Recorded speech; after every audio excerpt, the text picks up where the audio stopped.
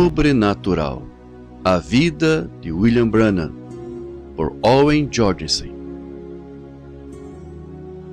Livro 3. O Homem e Sua Comissão. Capítulo 35. Recusando um cheque de $1,5 milhão de dólares. 1947. Agora que William Branham tinha retornado à casa em Jeffersonville, ele descobriu que tinha adquirido uma nova série de responsabilidades. Cartas vinham de todos os Estados Unidos e Canadá. A princípio, Bill e Mira se esforçaram para eles mesmos responderem a estas correspondências. Todo dia, o carteiro colocava um outro saco gigante e cheio de cartas na varanda e logo Bill percebeu que a tarefa era demais para ele. Ele alugou um pequeno escritório e contratou o Sr. e a Sra. Cox, membros de sua congregação, como secretários. Com a ajuda deles, Bill separava as correspondências em 2 pilhas.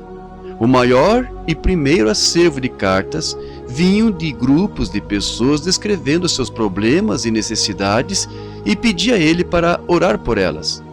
Bill considerava esses pedidos simplesmente como uma outra parte de sua comissão e orava sinceramente por cada um. A segunda pilha de cartas vinha de ministros convidando-lhe para ter campanhas de cura em suas localidades. Bill colocou a um lado esses convites e orou sobre aonde Deus o levaria a seguir. Finalmente, ele programou um itinerário que o manteria ocupado durante meados de 1947. Primeiro, enquanto os estados do norte estavam cobertos de neve, ele viajaria ao sul, começando em Louisiana e se movendo para o oeste ao Texas, Arizona e a Califórnia. Mais tarde, na primavera, ele estaria por vários meses mais perto de casa, antes de se dirigir ao norte a Saskatchewan e Alberta, Canadá. Embora não recuperado por completo de seu esgotamento, Bill se sentiu impaciente para voltar à obra a qual o Senhor o havia chamado. Ele começou em Shreveport, Louisiana, onde ele estava agendado a ter 5 cultos com o reverendo Jack Moore, pastor de uma igreja pentecostal independente conhecida como Tabernáculo Vida. Quando o reverendo Moore levou Bill à sua igreja para o primeiro culto, Moore ficou surpreso ao encontrar seu tabernáculo tão cheio com visitantes que ele e seu convidado tiveram dificuldades para entrar. Um mero anúncio de boca a boca tinha atraído famílias de Louisiana e Arkansas. Jack Moore decidiu que precisariam de mais espaço. Então, para a segunda noite, ele alugou o auditório de uma escola secundária. Entretanto, depois de apenas 2 cultos neste auditório, ele decidiu mover as reuniões de volta ao Tabernáculo Vida, porque as pessoas estavam chegando cedo demais na escola e estavam atrapalhando as aulas. Esta era uma semana a qual Jack Moore jamais tinha visto antes. 5 noites repletas de milagres e maravilhas. Mais tarde, ele escreveria sobre isto dizendo: as pessoas ficaram humildes e enternecidas porque sabiam que Jesus de Nazaré tinha cruzado nosso caminho em seu servo. Sim, os dias da Bíblia estavam aqui novamente. Aqui estava um homem que praticava o que pregávamos. Eu digo isto não para exaltar homem algum, mas somente para enfatizar que nossa profunda apreciação por nosso irmão William Branham se origina do fato de que seu ministério pareceu trazer nosso amado Senhor Jesus mais perto de nós e melhor nos familiarizar com suas obras vivas, sua personalidade e sua deidade do que outra coisa que já houve. Sentindo que ele deveria saber mais sobre este ministério fenomenal, Jack Moore deixou sua igreja nas mãos de um pastor associado para que assim pudesse viajar com William Branham no decorrer do ano. Depois de Louisiana, Bill foi ao Texas, tendo reuniões em Houston por 15 noites seguidas antes de ir a Texarkana e San Antônio. Durante sua primeira noite de culto em San Antônio, algo aconteceu que moveu seu coração e espírito. O culto começou. O líder de cântico introduziu Bill à audiência. A multidão esperava reverentemente e com expectação. Enquanto Bill caminhava pela plataforma em direção ao púlpito, um homem sentado na plataforma se colocou de pé e falou em uma língua estranha, disparando palavras ininteligíveis alto e rapidamente como uma metralhadora. Quando ele terminou, a audiência permaneceu em silêncio. Um outro homem se colocou de pé no fundo do auditório e gritou: "Assim diz o Senhor! O homem que está caminhando através da plataforma está indo adiante com o ministério que foi ordenado pelo Deus Todo-Poderoso. Assim como João Batista foi enviado para precursar a primeira vinda de Jesus Cristo, assim este homem é enviado para precursar sua segunda vinda." Bill se sentiu um pouco tonto e fraco o suficiente para fazer seus joelhos curvarem. Ele se segurou no púlpito para se apoiar enquanto falava ao microfone. "Senhor, você aí atrás que acabou de dar uma profecia, você conhece este homem aqui na plataforma que falou em línguas?" O homem no fundo parecia um vaqueiro. Não, senhor, eu não o conheço. Mas você sabe de alguma coisa a meu respeito? Eu nunca ouvi falar de você antes de hoje. Como você sabia que eu tinha vindo aqui esta noite?" As pessoas para as quais eu trabalho viriam às reuniões e me pediram para os acompanhar e então eu vim. Se virando ao homem atrás dele na plataforma que tinha falado em línguas, Bill perguntou: "Você conhece aquele homem que deu a profecia?" Não, eu não o conheço." "Bem, o que você está fazendo aqui esta noite?" Eu sou um comerciante local, eu li no jornal sobre um curador divino, e então eu vim para ver do que se tratava." Tendo estudado 1 Coríntios 12 ao 14, Bill sabia que as interpretações de línguas estavam registradas como um dom do Espírito Santo. Entretanto, Bill tinha suspeitado muito do que os pentecostais chamavam de línguas, o qual não era nada mais do que entusiasmo, fanatismo e carnalidade. Esta interpretação não se encaixava em nenhuma das três categorias. Esta parecia genuína, porque este estranho repetiu o que Bill tinha ouvido naquele dia, em 1933, quando ele, tendo um culto batismal no Rio Ohio, aquela estrela apareceu sobre sua cabeça. Isto foi há 14 anos atrás. Bill se maravilhou, desejando saber se havia mais em seu ministério do que apenas orar pelos enfermos.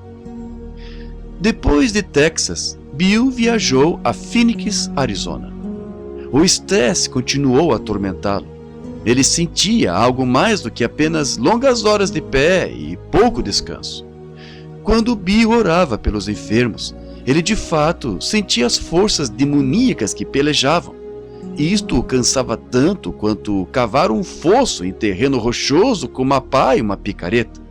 Sempre que Bill pegava a mão direita de um paciente com a sua esquerda e permitia a enfermidade vibrar em seu braço e acima ao coração, ele sentia algum tipo de sua própria energia se sucumbir. Energia que não voltava depois de uma noite de sono. Ele aprendeu sobre demônios comparando o que ele lia na Bíblia com o que ele sentia enquanto orava pelo enfermo. Ele leu no Novo Testamento como que demônios que eram expulsos de uma pessoa procuravam por outro abrigo. Ele observava o mesmo fenômeno em suas reuniões. Enquanto um paciente na plataforma era liberto da insanidade, era possível que um incrédulo irreverente na audiência pudesse receber a mesma doença. Ele se lembrou de um grupo de pessoas que foi desrespeitoso em Jonesboro, zombando e vaiando ao mesmo tempo que Bill estava orando por um homem que movia-se violentamente no chão com uma convulsão epilética. Pessoas epiléticas, sempre que se aproximavam do anjo do Senhor, tinham convulsões. Depois que Bill orou, o jovem foi curado, mas aquele grupo de céticos irreverentes caiu atacado por epilepsia. Mais tarde ele soube que era um ministro e 28 pessoas de sua congregação que contraíram epilepsia naquela noite. Daquela experiência, Bill aprendeu a ter precaução. Agora, sempre que ele sentia um caso de resistência, ele pedia audiência para inclinar a cabeça e orar com ele. Ele aprendeu que até mesmo incrédulos podiam estar a salvos em suas reuniões se eles fossem respeitosos. Certa noite, em Phoenix, uma criança veio à fila de oração. Bill tomou a mão direita da menina e sentiu as intrigantes vibrações de epilepsia. A criança teve o ataque, caiu na plataforma e se movia violenta e incontrolavelmente. A audiência ficou aflita. Bill permaneceu calmo e pediu a todos que inclinassem suas cabeças. Quando ele inclinou sua cabeça para orar, ele sentiu uma quebra no fluxo de fé. Olhando novamente a multidão, ele viu um homem que não tinha baixado sua cabeça. Bill disse no microfone: "Há um homem à minha direita, com a cabeça levantada. Senhor, mesmo se você não crer, por favor, incline sua cabeça e seja reverente. Esses poderes demoníacos podem passar de um para o outro." O homem não inclinou sua cabeça. Um dos administradores foi e conversou com ele. Então, subiu à plataforma e disse a Bill: "Oh, este aí é o Sr. K, é um dos oficiais públicos de Phoenix. Ele disse que não há nada nisto, exceto um bom caso de psicologia. Ele insiste que não tem que inclinar sua cabeça." Bill falou de novo ao microfone: "Senhor, eu lhe pedi. Isto é tudo que eu posso fazer." Ele se virou à criança, a qual se entorcera no chão, fazendo baixos sussurros guturais. Bill orou: "Deus, não permita esta inocente criança sofrer por causa da incredulidade daquele homem. Abençoe e a liberte." A menina se acalmou e logo abriu seus olhos. Os responsáveis por ela se apressaram a ir à frente para ajudá-la e juntos saíram da plataforma, louvando a Deus. O Sr. K sorriu provocantemente, como se tivesse provado seu ponto. Ele não tinha que inclinar sua cabeça. Infelizmente, isto seria uma vitória de curto tempo. Na última noite de Bill em Phoenix, ele prometeu à multidão que tentaria orar para todos no edifício que quisessem oração. Isto teria sido impossível fazer se ele tivesse que tomar a todos pela mão para que assim as vibrações pudessem revelar cada doença. Esta noite ele tentou algo diferente. Ele chamou isto de uma fila rápida. As pessoas na fila de oração se moviam vagarosamente, em ritmo constante, enquanto Bill apenas colocava sua mão em seus ombros enquanto passavam, pedindo ao Senhor Jesus para curá-los.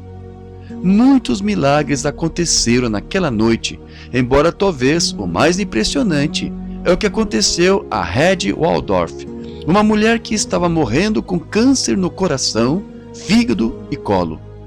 Os médicos a desenganaram. Agora, ela estava tentando desesperadamente chegar a este homem que reivindicava ter um anjo perto dele quando orava pelos enfermos. O marido de Red e um interno do hospital a levaram à reunião em uma maca. Enquanto eles esperavam na fila de oração, ela sentiu sua vida desvanecer-se. Ela disse a seu marido: "Mesmo se eu morrer, leve-me adiante."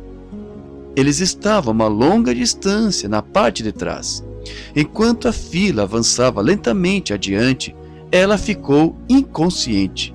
Logo, seu peito parou de se mover. O interno procurou pela pulsação de Red e não pôde encontrar. Então, ele puxou a manta sobre sua face. O Sr. Waldorf, com forte determinação, se manteve na fila. Levou 1 hora para o Sr. Waldorf levar sua esposa à frente da fila. Alguém disse a Bill que havia um cadáver vindo. Bill parou a fila para que assim ele pudesse orar mais por este caso. Bill a tocou e sentiu que estava fria. Quando Bill pediu a Deus para dar a Red Waldorf sua vida novamente, não somente corrente de ar voltou aos seus pulmões, mas tão logo ela levantou. E mais tarde, naquela noite, ela estava de fato caminhando pelo edifício com suas próprias forças. Aquela longa fila de oração em Phoenix abundou de curas e milagres. Embora Bill mantivesse curtas orações, isto ainda o levava até às 3 horas da manhã para tocar todos os enfermos que passavam por ele. De acordo com uma estimativa de Jack Moore, naquela noite de fevereiro de 1947, Bill orou por 2.500 pessoas. Em março, Bill foi à costa da Califórnia. Sua primeira reunião em Los Angeles encheu a grande igreja no Parque Monterey, incitando a cooperação das igrejas para mudar as reuniões ao auditório municipal em Long Beach. Na segunda noite de campanha, 3 jovens e uma jovem vieram na fila de oração carregando uma mulher inconsciente em uma maca. Bill pegou na flácida mão direita da paciente e sentiu uma vibração familiar. "É câncer", ele disse. A jovem disse: "Sim, seu nome é Melikian. Este é o médico e eu sou filha dela. Recentemente ela foi a St. Louis e teve seus 2 seios removidos para tentar evitar a propagação, mas não adiantou. Agora Deus é a sua única esperança." Abaixando sua cabeça, Bill pediu a Deus por um milagre. As vibrações em sua mão cessaram. Ele estava prestes a anunciar sua cura, quando um sentimento estranho veio sobre ele e, sem pensar, disse: "Assim diz o Senhor, em 3 dias esta mulher estará fazendo compras." O médico, que evidentemente tinha sido persuadido pela família a vir, disse com indignação: "Mas o que é isto, reverendo Branham? Esta mulher está obviamente morrendo. Como é que você pode dar à sua família falsas esperanças como esta?"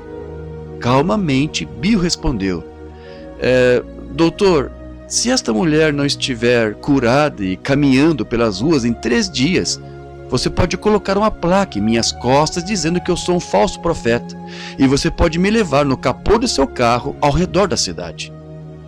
Ao final da semana, Bill estava exausto e foi acordado de seu sono pelo barulho de fortes batidas na porta do seu quarto de hotel. No corredor estava o oficial da igreja, cuja tarefa era zelar pela privacidade de Bill. Atrás dele estavam 2 estrangeiros bem vestidos. Eu sinto muito te incomodar, irmão Branham, mas esses 2 homens precisam te ver. Eu sei que você tem que descansar um pouco, mas o assunto é tão incomum. Eu pensei: entrem, o que posso fazer por vocês?" Os 2 entraram e o porta-voz foi direto ao ponto: "Somos agentes do Sr. Melikian." Melikian?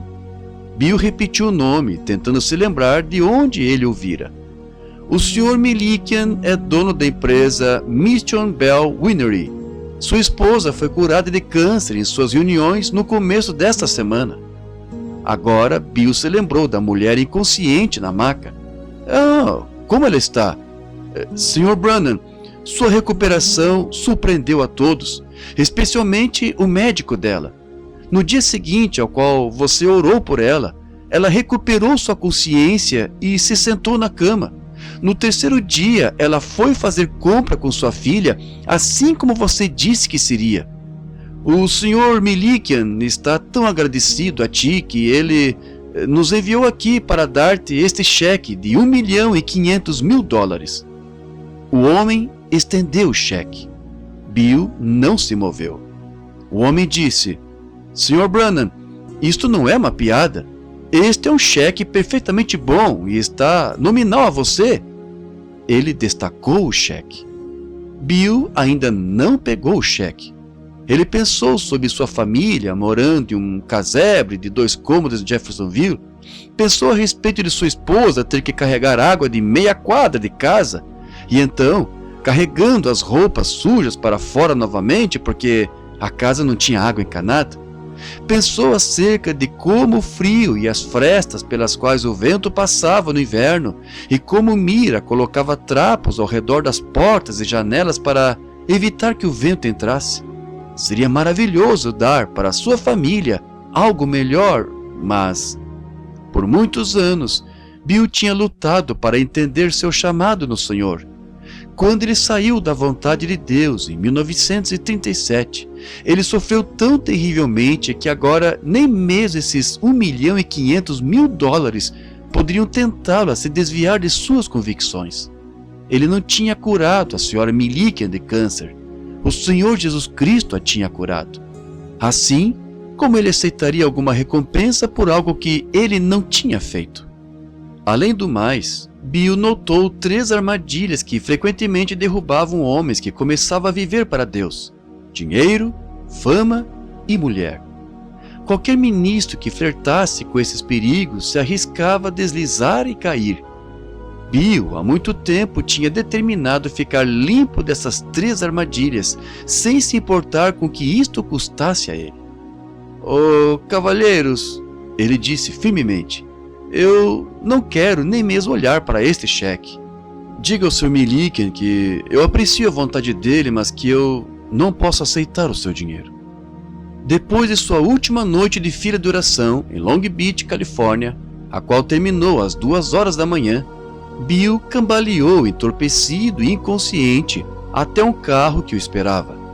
Jack Moore e Young Brown deram voltas com ele pela cidade por 1 hora, conversando com ele, tentando fazê-lo voltar a si. Eles baixaram o vidro para permitir a chuva bater em sua face. Finalmente, Bill voltou a si o suficiente para pedir para ir à cama. Eles o levaram ao hotel. Quando saíram do elevador e entraram em uma pequena sala de espera, várias pessoas avançaram adiante, chamando pelo nome de Bill, querendo falar com ele. Moore e Brown estavam empurrando-o através do grupo quando uma mulher caiu no chão em frente de Bill, se agarrando em sua perna. Jack Moore se abaixou para afastá-la, mas Bill o afastou dizendo: "Vamos pelo menos ouvir a sua história." Mesmo com esta garantia, a mulher não soltou da perna de Bill. Seus olhos revelavam seu desespero. "Oh, irmão Branham, eu sou a senhora K. Meu marido e eu frequentamos suas reuniões em Phoenix. Quando você orou por aquela criança epilética, meu marido se recusou a inclinar sua cabeça. No dia seguinte, ele teve um sentimento estranho em seu corpo. Ele pensou que isto era apenas sua imaginação, o enganando, mas 2 dias depois, um policial o encontrou vagando sem rumo no centro de Phoenix. Sua mente se fechou. Ele não sabe quem ele é ou o que está fazendo." Agora Bill percebeu um homem atrás do grupo. Seus olhos estavam vazios, sua face magra, seu cabelo e roupas desordenados e uma barba cobria sua face como uma barba desleixada. "Aquele ali é o seu marido?" Bill perguntou. Sim, irmão Branham", a senhora K lamentou. "Eu tenho tentado toda a noite levá-la à fila de oração, mas eu não pude fazê-lo. Agora estou desesperada. Algo tem que ser feito. Ele não come. Eu tenho que até mesmo dar água para ele."